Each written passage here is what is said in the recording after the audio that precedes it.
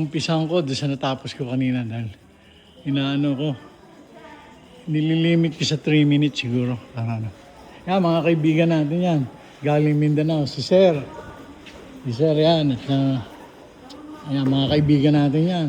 Galing pang Mindanao. Yan. Ayan. Si Marcos. Eto, ha. Tingnan nyo naman ang basahig. Kung gaano ka, malapad pa sa likod ko eh. Tingnan nyo. Naraho yan. Naku, sus ko po, hindi ho tinatalban ng pako yan eh.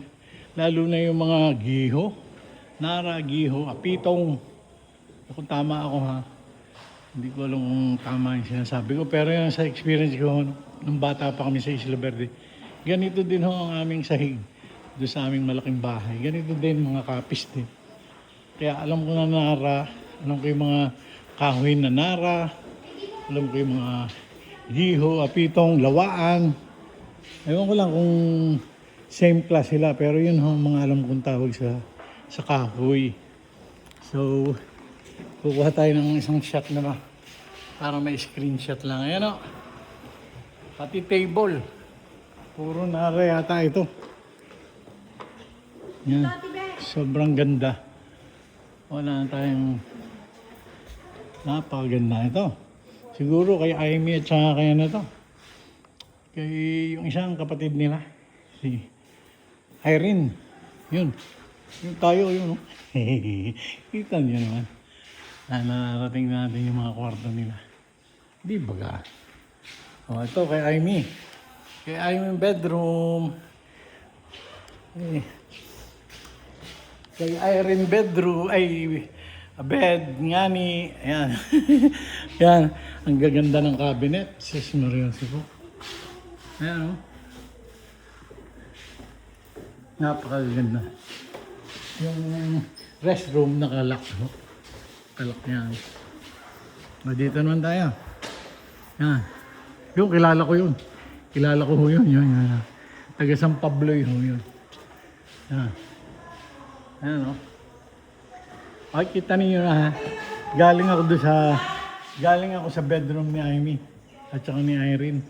Eto, paglabas ko, eto. Yan. Yan ang kanilang parang family room. Yan o. Naka-display ang kanilang mga pictures. Pakita ko muna yung kung gaano kalawak. Yan o. Medyo pasensya na kayo at mabilis ako mag-video. At least nakikita nyo naman. Ayan o. Ayan ang kanyang mga pictures. Ayan. Screenshot nyo na lang ho pag nakagip ko. Ayan o. Kasi madami yan eh. It will take time para kung kuhanan natin ng picture isa-isa. Tapos yan. Ayan, ganyan pa rin ang bintana.